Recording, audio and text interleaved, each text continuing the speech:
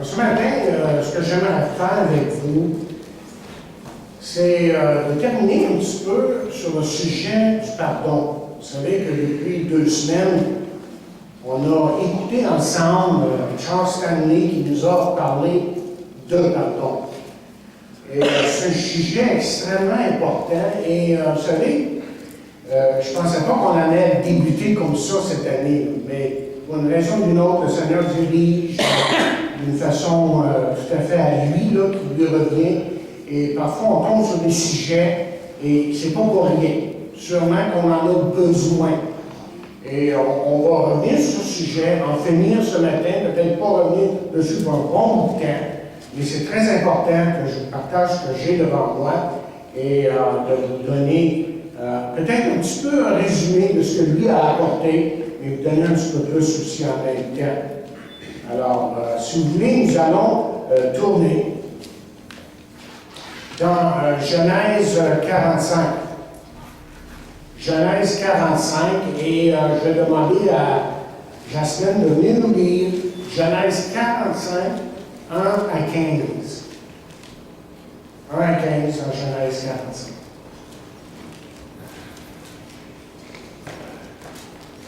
Joseph ne parvenait plus à se retenir devant tous ceux qui l'entouraient.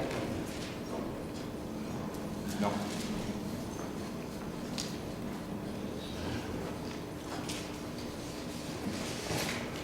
Joseph ne parvenait plus à se retenir devant tous ceux qui l'entouraient. Il s'écria, « Faites sortir tout le monde », si bien qu'il ne resta plus personne avec lui quand il se fit reconnaître par ses frères. Il se mit à sangloter. Les Égyptiens l'entendirent et la nouvelle parvint à l'entourage du Pharaon. Joseph dit à ses frères, « Je suis Joseph. Mon père est-il encore en vie? » Mais ses frères furent incapables de lui répondre tant ils étaient troublés de se retrouver devant lui. Joseph dit à ses frères, « Approchez-vous de moi. » Et ils s'approchèrent. Il dit, « Je suis Joseph, votre frère, celui que vous avez vendu à destination de l'Égypte. Maintenant, ne vous tourmentez pas et ne soyez pas fâchés contre vous-même de m'avoir vendu pour que je sois conduit ici. Car c'est pour vous sauver la vie que Dieu m'a envoyé ici avant vous. Voilà 2 ans que la famine dure dans le pays, et pendant 5 ans encore, il n'y aura ni labourage ni moisson. Dieu m'a envoyé ici avant vous pour vous permettre de subsister dans le pays et pour vous faire vivre en vous accordant une grande délivrance. Ce n'est donc pas vous qui m'avez envoyé ici, c'est Dieu. Il m'a établi père du Pharaon, de remonter vers mon père pour lui annoncer, « Voici ce qu'a dit ton fils Joseph. Tu habiteras dans la région de Gozan, et tu seras près de moi avec tes enfants et petits-enfants, tes brebis et tes œufs, tes bœufs, ainsi que tout ce qui est à toi. Là, je te nourrirai, car il y aura encore 5 années de famine. Ainsi, tu ne seras pas réduit à la misère, ni toi, ni ta famille, ni tout ce qui t'appartient. Vous voyez de vos yeux, et mon frère Benjamin le voit de ses yeux, que c'est moi-même qui vous parle. Racontez à mon père toute la gloire dont je jouis en Égypte, et tout ce que vous avez vu, et dépêchez-vous de faire descendre mon père ici. » Puis il se jeta au cou de son frère Benjamin et pleura. Benjamin pleura aussi à son cou. Joseph embrassa tous ses frères en pleurant, après quoi ses frères discutèrent avec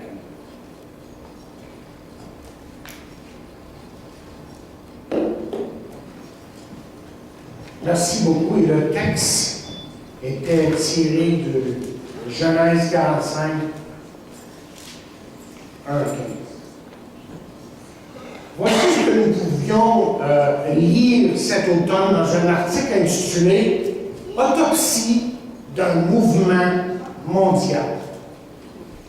Le 5 octobre dernier, le New York Times révélait que le producteur américain Harvey Weinstein était accusé d'avoir agressé et harcelé plusieurs femmes, en plus de provoquer une onde de choc dans le milieu artistique.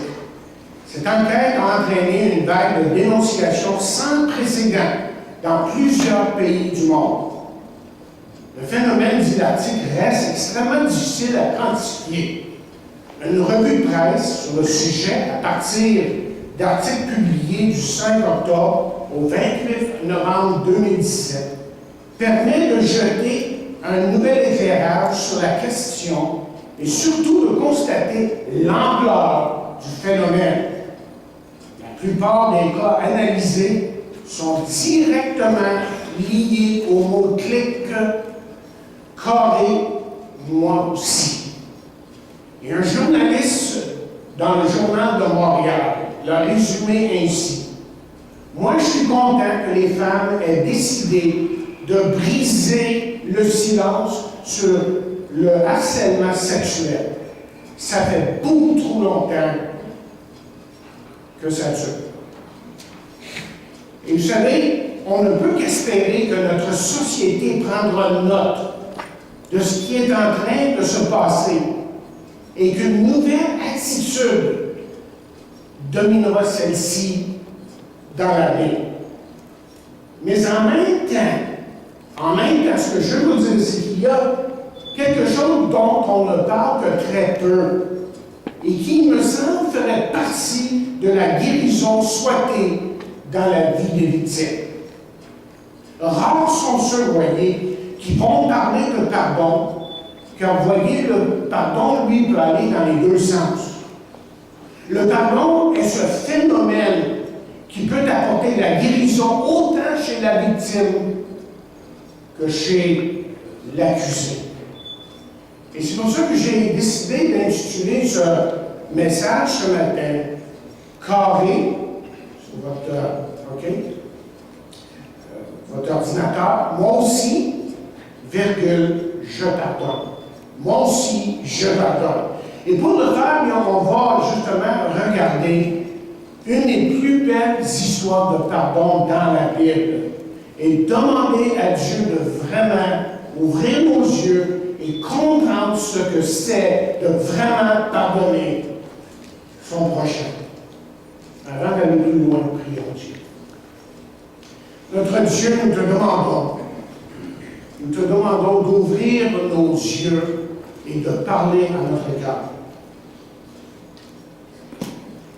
Nous te remercions de ce que, dans ta grâce, tu nous permets de nous approcher de toi. Tu nous permets d'entendre, Seigneur, ta voix à travers ta parole. Et tu nous permets, Seigneur, d'aller de l'avant, malgré nous, à certains moments. Et nous prions, Seigneur, que nous puissions saisir ta parole ce matin. Et qu'humblement nous puissions recevoir de toi et réaliser encore une fois, tous et chacun ici, la grandeur de ton amour, de ta grâce et de ton pardon. Nous te remettons toutes ces paroles entre tes mains et maintenant de disposer nos cœurs afin que nous puissions recevoir de toi. Il y a quelques années de cela, la ville de Jonesboro, en Arkansas, faisait la manchette de toutes les nouvelles. Parce que vous voyez, deux étudiants, Mitchell Johnson, 13 ans, et Andrew Golden, 11 ans, ont tiré 22 coups de fusil sur leurs compagnons de classe. Ils ont tué 4 étudiants et un professeur du nom de Shannon Wright, âgé de 32 ans. Un peu plus d'un an après la tragédie, cette tragédie qu'on pourrait dire insensée, soit dans avril 1999, la revue Times a eu une entrevue avec Mitchell Wright, l'époux de la professeure assassinée. Et au cours de l'interview, M. Wright a dit « La balistique démontre que le garçon Johnson a tiré 5 coups directement ciblés. Il a tiré une personne dans la tête, ma femme dans l'estomac et les genoux, et 2 filles dans la région du genou. » Le tireur, mentionne M. Wright, s'est tenu debout dans la cour et a dit qu'il était désolé, qu'il n'essayait pas de tuer qui que ce soit, que lui et son ami tiraient au-dessus de la tête des professeurs, des étudiants, et que leur seul but était de faire peur. La colère, à ce moment-là, est apparue dans la voix de M. Wright. on ne fera pas, dit-il, avaler celle-là. Mais qu'il accepte ou qu'il l'accepte ou pas, Wright, M. Wright savait qu'il devait, voyez, combattre la colère avant d'être consumé par elle. Ce qui fait que le dimanche suivant, cette horreur, il demanda à son Église de le supporter dans son épreuve. Parce qu'il savait que les enjeux étaient élevés. Premièrement, il y avait son petit garçon de 3 ans, Zacharie. Lorsque ma femme se mourait, elle m'a dit, « Je t'aime et prends soin de Zacharie. » Alors, si je ne réussis pas, dit-il, je ne peux prendre soin de lui. Deuxièmement, il y avait aussi l'issue spirituelle, dit-il. Si vous laissez la haine et la colère grandir en vous, c'est un péché très puissant, dit-il doucement. J'ai besoin de pardonner totalement. Et qu'est-ce que cela signifie pour moi? Bien, pour moi, le pardon serait que lorsque ces garçons sortiront de prison, je puisse les voir dans la rue ou dans le Walmart et ne pas vouloir, et sa voix s'est étouffée à ce moment-là. Il concède, je ne suis pas encore là. Je ne suis pas encore là. Donc, vous voyez, c'est facile de parler de pardon, mais c'est beaucoup plus difficile de pardonner. Et c'est encore plus difficile dans une situation comme celle que traversait M. Mitchell Wright. Ça serait difficile de pardonner ici à ces garçons. Et vous et moi, ce matin, ne traversons pas peut-être une situation aussi tragique. Mais je pense que la question du pardon demeure toujours actuelle pour chacun de nous.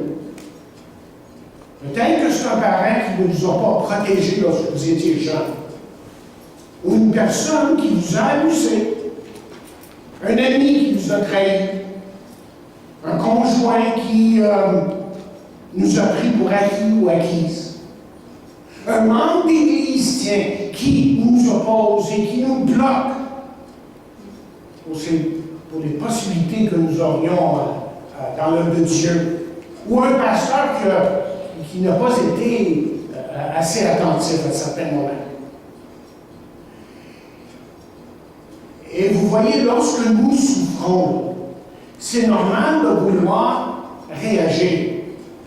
Lorsque quelqu'un nous nuit, il y a quelque chose en nous qui dit qu'il faut qu'il paye. Lorsque quelqu'un nous fait souffrir, nous voudrions que cette personne-là connaisse la même souffrance, ou pire encore. Mais le pardon, c'est-à-dire de vraiment pardonner, c'est vraiment quelque chose que vous et moi, nous combattons chaque jour. Et savoir vraiment pardonner, c'est un combat quotidien. Et ce matin, on va concentrer sur ce terme et en finir évidemment. Et nous allons utiliser l'exemple de Joseph ici. Parce que nous savons que Joseph, vous connaissez son histoire probablement, avait beaucoup de raisons pour être en colère et pour avoir de la rancœur.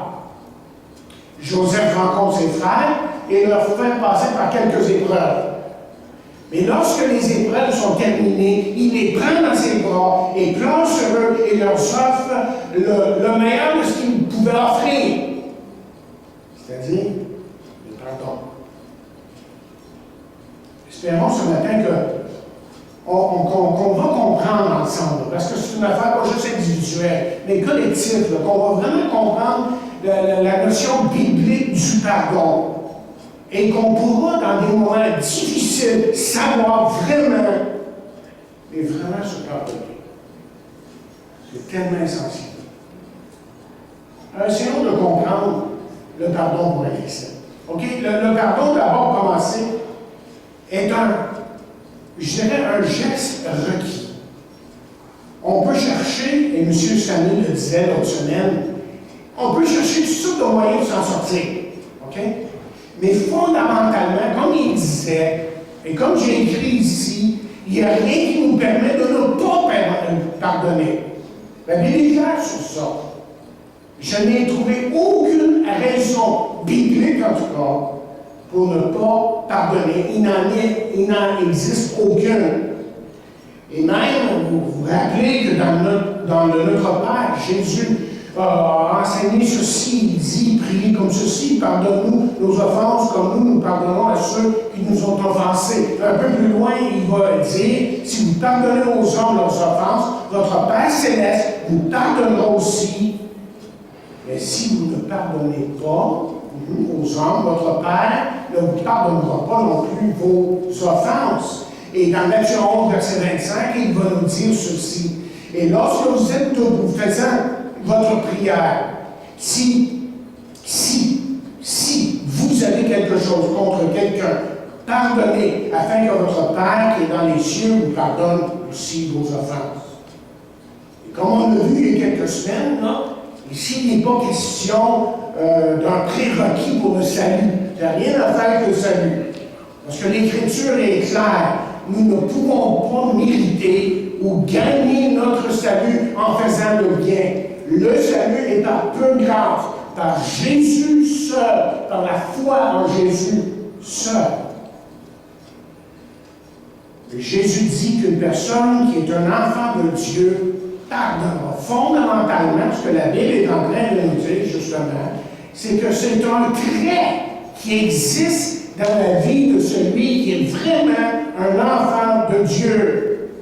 Et si nous ne pardonnons pas, nous démontrons que nous n'avons, bien peut-être que je pourrais le dire comme ça, que nous n'avons pas expérimenté vraiment le pardon de Dieu, ou qu'on ne l'apprécie pas comme on devrait l'apprécier. Vous vous rappelez Pierre? Pierre a demandé à Jésus, combien de fois est-ce que je dois pardonner? Et Jésus s'est mis à raconter l'histoire, simplement. Et voici l'histoire. Jésus lui dit, et je ne te dis pas jusqu'à 7 fois, mais 70 fois 7 fois. C'est pourquoi le royaume des cieux est semblable à un roi qui voulut faire rendre des comptes à ses serviteurs. Et quand il se mit à compter, on lui en emmena un qui devait 10 000 talents. Et comme il n'avait pas de quoi payer, son maître ordonna qu'il soit vendu, lui, sa femme, ses enfants, tout ce qu'il avait, et que la dette soit acquittée. Le serviteur, se jeta à terre, se prosterna devant lui et dit, Seigneur, aie patience envers moi, et je te paierai tout. Et vu de compassion, le maître, ce serviteur le laissa aller et lui remit sa dette. Après qu'il fut sorti, ce serviteur rencontra un de ses compagnons qui lui devait 100 deniers. Il le saisit et l'étranglait en disant « Paie ce que tu me dois !» Son compagnon se jetait à terre, le suppliait, disant « Aie patience envers moi, et je te paierai. » Et l'autre ne voulut pas, et alla le jeter en prison jusqu'à ce qu'il ait payé ce qu'il devait.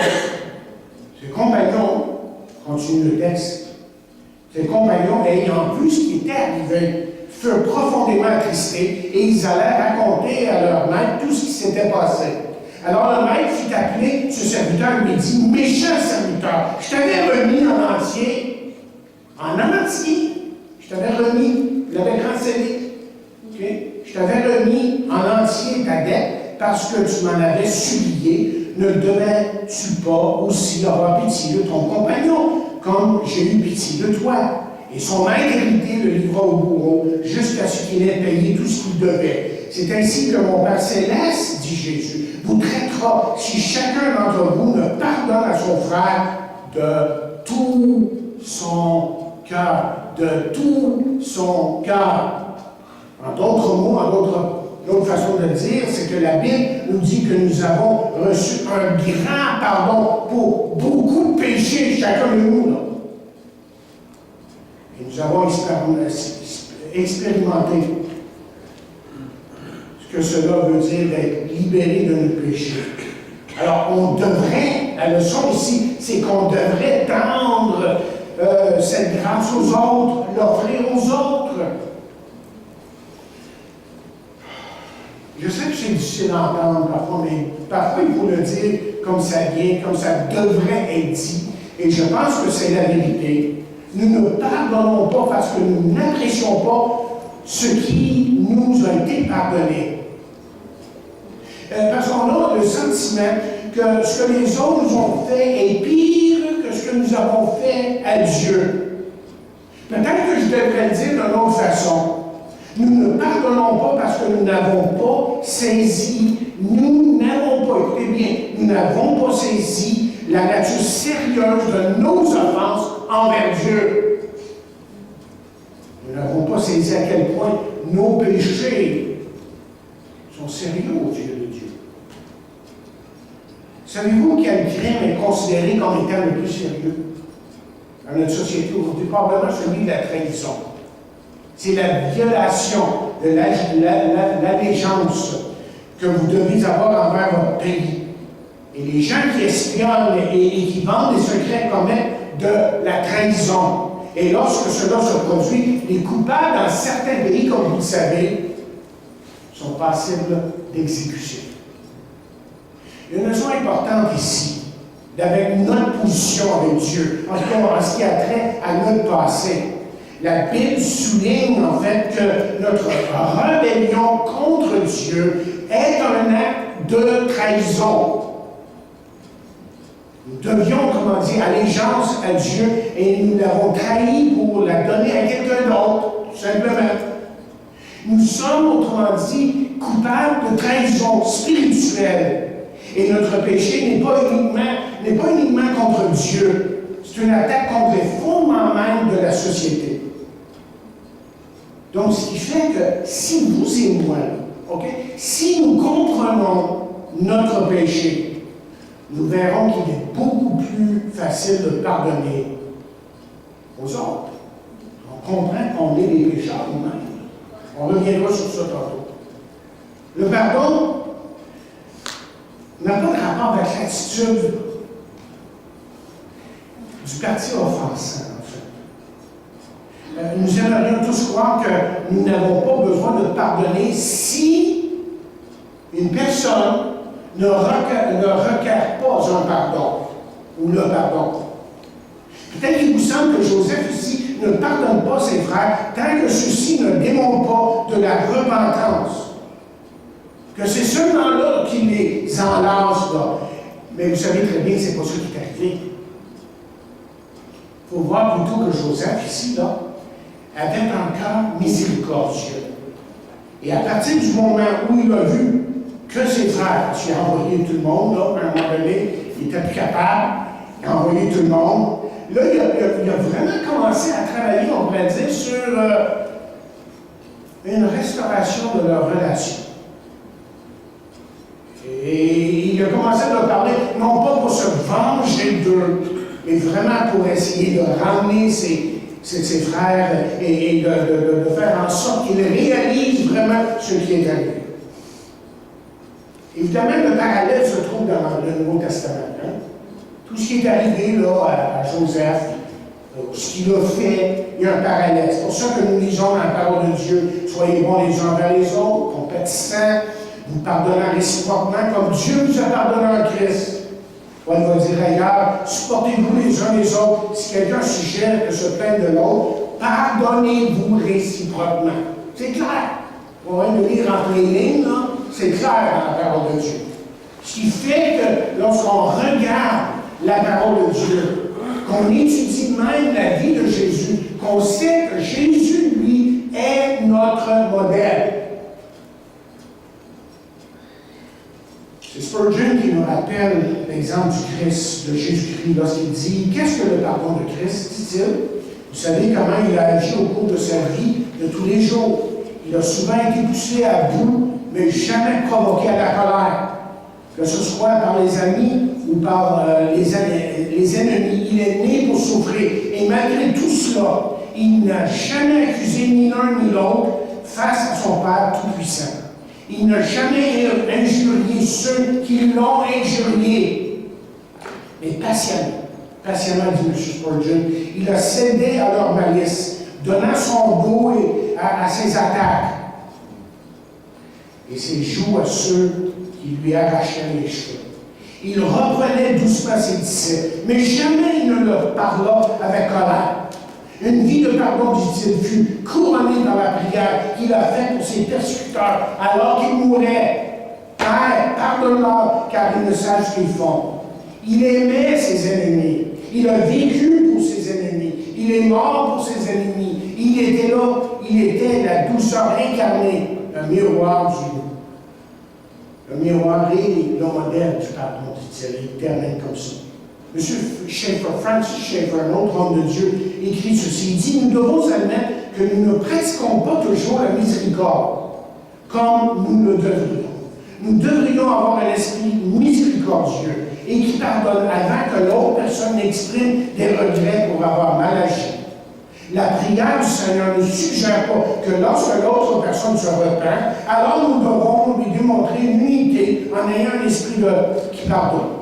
Nous sommes plutôt appelés à avoir, dit-il, un esprit de pardon sans que l'autre personne ait d'abord fait les premiers pas. Nous pouvons encore dire que l'autre est dans l'erreur, mais tout en disant que l'autre est dans l'erreur, nous devons pardonner. Fin de citation. Et la Bible, continuellement, n'est-ce pas? Vous savez, si vous lisez le moindrement la parole de Dieu, vous savez que la Bible nous presse à pardonner parce que c'est la bonne chose à faire. Non pas parce que l'autre personne a du regret. Mais voici la question qui revient, qui est venue l'autre semaine. Est-ce que c'est réaliste de penser que nous pouvons oublier? Vous vous rappelez, cette question-là a été posée à un moment donné.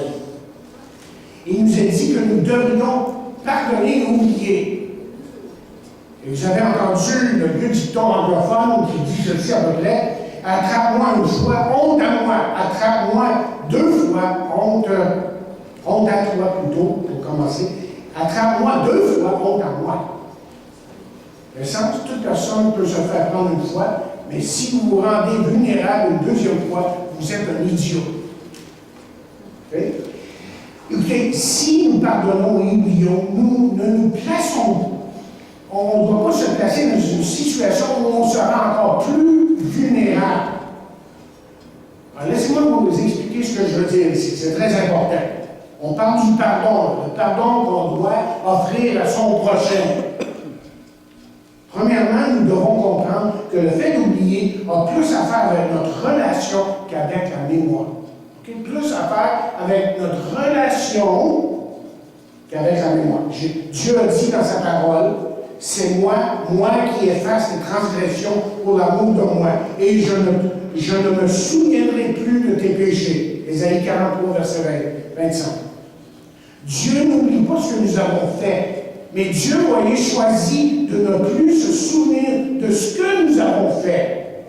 Ce que Dieu choisit, autrement dit, ce que Dieu a fait plutôt, c'est de choisir que ce qui est arrivé dans le passé, dans notre vie, là, ne puisse présentement affecter sa relation avec nous.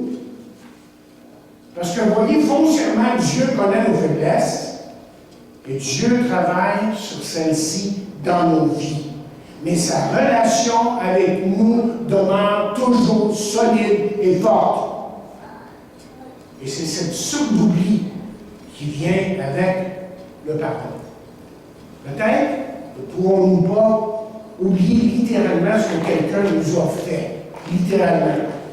Mais nous pouvons, et ça c'est important ici, et je pense que je le disais à quelqu'un cette semaine, nous pouvons refuser de laisser le passé influencer notre relation dès à présent, ou du présent. Et deuxièmement, le pardon ne veut pas dire que de nous assujettir continuellement aux mêmes offenses. Je pense qu'on le voit ça avec Joseph ici. Joseph, si vous avez bien lu le texte avec moi, là, avec Jasmine, vous avez vu là, que Joseph n'a pas d'animosité envers ses frères. Mais je pense que Joseph n'allait pas se rendre vulnérable sans savoir s'ils avaient changé. Joseph n'avait pas de rancœur, mais il ne voulait pas être victime encore une fois. Autrement dit, le pardon précède le rétablissement d'une relation. Est-ce que vous avez bien compris? Le pardon précède le rétablissement d'une relation. Mais pour qu'une relation soit rétablie, une personne doit reconnaître le mal qu'il a fait. Laissez-moi vous donner l'exemple, vous allez mieux comprendre. Okay? Supposons qu'une personne est abusée par son conjoint. L'abuseur dit qu'il s'excuse, vous le croyez demain, vous lui pardonnez, mais vous avertissez également cette personne que si elle ne va pas chercher d'aide, que vous ne retournerez pas à la maison. Est-ce que ça, c'est incompatible avec le pardon? Je pense que M. Stanley a essayé de nous l'expliquer un petit peu dans un de ses messages. Est-ce que c'est incompatible avec le pardon? Non. Vous pouvez aimer cette personne, vous pouvez lui pardonner, et tout de même, et en même temps, si vous voulez, et en même temps, exiger qu'il y ait des changements dans sa vie. En fait, si vous tenez à votre relation, vous savez qu'il doit y avoir des changements.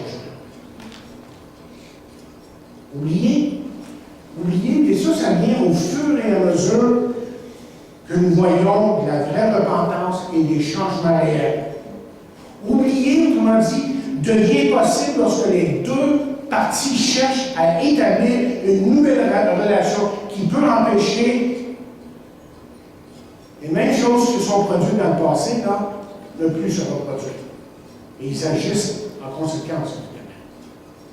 Oubliez, requiert, autrement dit, pour résumer ma pensée ici, OK? Oublier requiert un repentir véritable de la part de l'offensant, de celui qui a offensé. Et la résolution de ne pas s'apitoyer sur soi-même de la part de l'offensé. Vous savez, l'offensé, non, pas moi, c'est pitié, non, ça ne marche pas, ça. Hein, la relation ne pourra pas se rétablir avec une attitude comme ça et l'autre s'il n'est pas véritablement sincère et qui ne veut pas vraiment changer, là, et là, évidemment, ça ne marche plus. Mais avançons ici un petit peu. Okay, je veux vraiment que vous compreniez le sens du pardon dans la Bible. Parce que les chrétiens, des fois, ont des notions sur certaines choses dans la Bible et on prend pour acquis qu'on a compris certaines choses, mais quand on n'a pas vraiment compris, ce qui fait qu'on se remet dans le pétrin continuellement. D'abord, la Bible requiert le pardon. Okay, ça, on l'a établi. Et la véritable question n'est pas que ce que veut dire pardonner, comme on l'a vu là, mais la question est comment est-ce que j'obéis à la parole de Dieu? Elle me dit de pardonner. Comment est-ce que j'obéis? Comment est-ce que j'en arrive là, quotidiennement dans ma vie, dans mes rapports avec les vrais gens qui sont autour de moi là? Comment est-ce que j'arrive à vraiment pardonner? Laissez-moi vous donner 6 choses, 6 étapes. Premièrement, placez toute votre attention sur le Dieu souverain plutôt que de vous concentrer sur votre douleur. Et hier, je parlais à 2 jeunes filles après le service et la question était, mais pourquoi? Pourquoi est-ce que c'est arrivé? Pourquoi est-ce qu'il est parti? Il était tellement bon et on continuait comme ça. Et là, il a fallu que justement que j'y dirige là. J'ai dit, Dieu est souverain. C'est pas parce que ça va mal dans ta vie, que quelque chose t'arrive, que Dieu n'est plus là, que Dieu n'a plus le contrôle de la situation. Et prenez note ce qui est arrivé ici à Joseph, ce que Joseph a dit. Il dit, approchez-vous de moi, et il s'approcha et il dit, je suis Joseph, votre frère que vous avez vendu pour être mené en Égypte. Maintenant, ne vous affligez pas. Et ne soyez pas fâchés de m'avoir vendu pour être conduit ici, car c'est pour vous sauver la vie que Dieu m'a envoyé devant vous. Wow. Quelle attestation! Continue à dire, Dieu m'a envoyé devant vous pour vous faire subsister dans le pays, pour vous faire vivre par une grande délivrance. Ce n'est donc pas vous, ce n'est pas donc... Wow, quand tu dis ça, tu dis, wow, ok. Ce n'est donc pas vous qui m'avez envoyé ici, mais c'est Dieu. Vous comprenez quelque chose dans ça? J'accepte. Que je comprenne ça, là, ce que Dieu est en train de faire ici, ce que Dieu a fait.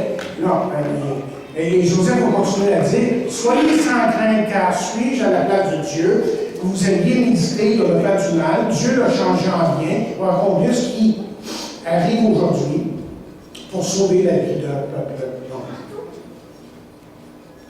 Et vous savez pourquoi Joseph est arrivé là? En est arrivé là. Vous savez pourquoi Joseph est capable de vraiment pardonner? C'est parce qu'il voit cette situation d'une perspective ou avec une perspective éternelle. Et je partageais ça, que j'ai dit. Je vais vous donner ce que j'ai dans mon message. Je l'ai refait. Donc, je partageais un peu mon message, puis là, elles ont dit, on va l'écouter demain, on va l'écouter quand ça va aller sur vidéo, évidemment. On va l'écouter parce qu'elles avaient besoin de comprendre que Dieu, lui, a une perspective éternelle, pas de juste regarder la situation qui a lieu dans ta vie, là. Parce que des fois, c'est déprimant encore vrai, qui nous arrive. Joseph réalise que même si ses frères ont voulu lui faire du mal, que Dieu, à travers ça, même à travers ses intentions pécheresses de la part de ses frères, que Dieu était encore à l'œuvre. Wow! Ça m'enverse, mais ça me console. Hein? Aussi difficile que cela peut être, vous et moi avons besoin de prendre à cœur les promesses qui sont là dans la parole de Dieu. Et évidemment, le tout peut se résumer par un verset que vous connaissez si bien qu'il faut absolument mettre dans son cœur et le pratiquer dans sa façon de penser, dans ses attitudes, lorsqu'il est dit que toute chose concourt au bien de ceux qui aiment Dieu. Deuxièmement, souvenez-vous du lien de parenté que vous avez avec celui qui vous a offensé. On va arriver là, dans le quotidien à vraiment pardonner. Hein? Alors, souvenez-vous, deuxièmement, du lien de parenté que vous avez avec celui qui vous a offensé. Autrement dit, souvenez-vous que vous êtes également un pécheur. C'est tellement plus facile, et là j'en parlais il y a quelques instants, de pardonner à quelqu'un lorsque nous réalisons que nous ne sommes pas tellement différents de cette personne-là, de la personne qu'on pardonne. Lorsque quelqu'un fait quelque chose qui nous blesse, nous avons besoin de nous souvenir que nous sommes, chers amis, capables de faire la même chose. Pourquoi? Parce qu'on est des pécheurs. Nous pourrions commettre le même péché et que nous serions dépendants du pardon du Seigneur, du pardon de ce frère-là qu'on aurait offensé. Alors nous devrions, en tant qu'enfants de Dieu, surtout en tant que chrétiens, étendre le pardon. Troisièmement, réaliser que ce geste vient avant les sentiments. La troisième chose qui est importante à réaliser lorsqu'on parle de pardon. Nous devons agir dans un geste de pardon avant de ressentir le sentiment de pardon. Et justement, on en parle encore hier. Sentir une fois bien, nous faire dévier, nous font dévier, il faut sentir quelque chose. Et quand c'est pas là, mais j'obéis à la parole de Dieu. Qu'est-ce que ça veut dire? Qu'est-ce que ça veut dire dans le concret? M. Stanley en a parlé. Nous devons, dit-il, tendre la main. Nous devons émettre le premier mot. Nous devons faire un appel ou écrire une note. Nous devons faire le premier mouvement, dit-il. Nous devons faire l'effort d'agir d'une manière qui pardonne. Et que les gens reconnaissent qu'on est en train de vraiment pardonner. Quatrièmement, comprenez que le pardon a du sens. Simplement, quatrième point, c'est que ça a du sens. Okay? L'opposé du pardon, c'est quoi? Mais l'opposé du pardon, évidemment, c'est la rancœur, le ressentiment. Et du point de vue purement, comme quelqu'un écrit, égoïste, c'est de la folie de ne pas pardonner. Pourquoi continuer, autrement dit, de vivre si c'est uniquement pour vivre avec du ressentiment et de la rancœur? Ça fait une personne misérable, en fin de compte. Écoutez, même si l'autre personne ne réalisera jamais le mal qu'il nous a fait,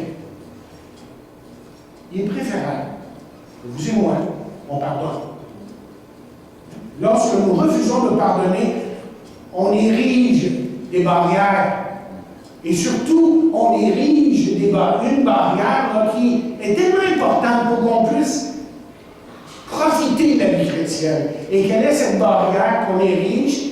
C'est une barrière qui nous arrête dans notre joie, la joie de notre salut. Tant de chrétiens ont perdu la joie de leur salut. Ce que cette personne-là a fait est douloureux, il n'y a aucun doute. Mais on aggrave les choses si on continue dans notre esprit à remuer, à revenir sur les choses qui nous ont fait du mal. Cinquièmement, j'arrive à la fin. Demandez à Dieu de vous aider, simplement. Il n'y a pas personne ici qui est Superman. Il n'y a pas personne qui n'a pas, à un certain moment, un sentiment de revanche. On a dit, c'est beaucoup plus facile pour nous de se mettre en colère que d'être aimant. On se met en colère plus vite normalement. Même lorsqu'on veut faire le bien, on sait, mais c'est ça que je dois faire. J'ai besoin de son aide. Demandez à Dieu de vous aider à laisser tomber et ne plus justement vous sauver.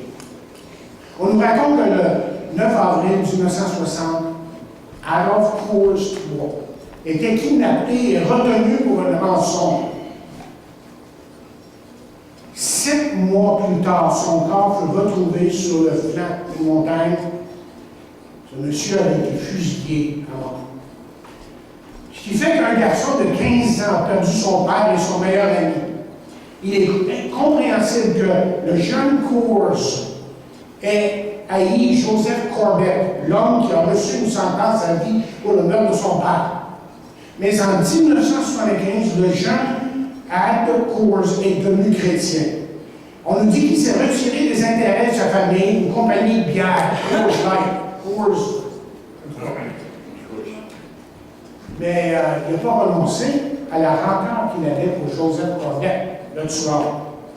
Et ce ressentiment de continuer l'histoire, elle nous dit, continua de le détruire et demanda à Dieu de l'aide parce qu'il s'est rendu compte que sa haine affectait sa relation avec Dieu.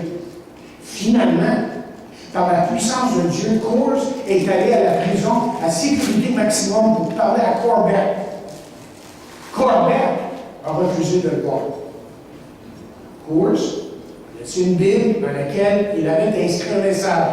Je suis ici pour vous rencontrer aujourd'hui et je suis désolé que nous ne puissions nous rencontrer. En tant que chrétien, je me dois, par mon Seigneur, pour mon Seigneur et Sauveur Jésus-Christ, de pardonner. Je vous pardonne et je vous demande de me pardonner pour la haine que j'ai retenue contre vous dans mon cœur. L'histoire termine en disant que quelques temps plus tard, Coors a témoigné qu'il avait développé de l'amour pour cet homme que seul Jésus-Christ pouvait mettre dans son cœur. On doit demander de l'aide à Dieu à certains moments. Mais les choses qui nous arrivent sont difficiles, donc aucun doute. Et dernièrement, c'est le dernier point. Donnez-vous du temps. Rappelez, M. Tanner m'a parlé de ça. Donnez-vous du temps. Nous devons, comme la parole de Dieu nous montre, pardonner comme il a pardonné. Cependant, rappelez-vous d'une chose, vous n'êtes pas Jésus-Christ. OK? Notre amour, parfois, est imparfait. Et même dans le cas de Joseph, là, vous savez que c'est arrivé 20 ans après ça, l'offense initiale de ses frères, là. Et on a peut-être cette idée qu'il a pardonné tout de suite. Non, on ne sait pas ce qui s'est passé. Il a peut-être vraiment lutté pour un bon bout de temps de savoir quoi faire, quoi penser. Et j'imagine que cela a pris un certain temps à Joseph pour travailler sur ces choses avec Dieu. Et je suis convaincu qu'il s'est passé un temps avant que Joseph voie la main de Dieu, que Joseph reconnaisse la main de Dieu en train d'agir dans les circonstances de sa vie et de la vie des autres. Et Joseph continue à travailler sur ce point. On ne sait pas combien de temps, mais ce qui est arrivé à Joseph, vous connaissez tellement bien l'histoire, n'est-ce pas? C'était terrible. Mais je sais que peut-être que vous vivez des choses qui sont difficiles et vous demandez quoi faire. C'est peut-être quelqu'un qui a pris la vie de quelqu'un littéralement, que ce soit accidentellement ou intentionnellement.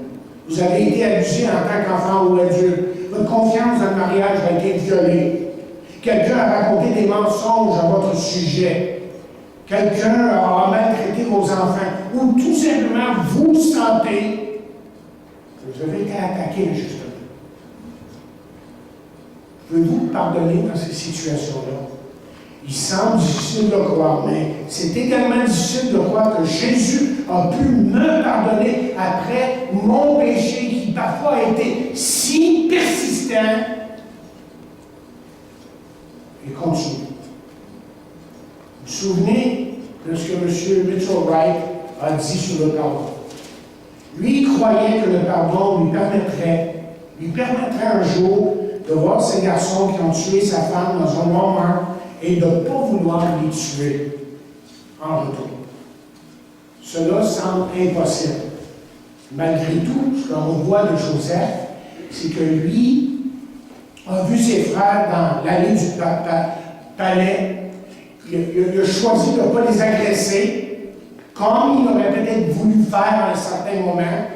Mais au contraire, il leur a parlé, a travaillé avec eux, et Joseph est devenu libre de les aimer. Et si Dieu a pu faire ça pour Joseph, il y a de l'espoir pour vous et moi aujourd'hui. On se tourne vers lui simplement. Et on lui dit, Seigneur, à certains moments, je ne suis pas capable. Mais par ta grâce, je choisis de pardonner. Prions. Seigneur, je te prie pour ceux qui peut-être vivent par une difficulté, mais quelque chose de terrible dans leur vie, afin que tu leur donnes ta grâce et qu'ils vivent ensuite dans ta paix, dans ta joie, et eux-mêmes, qu'ils fassent l'expérience de ton pardon.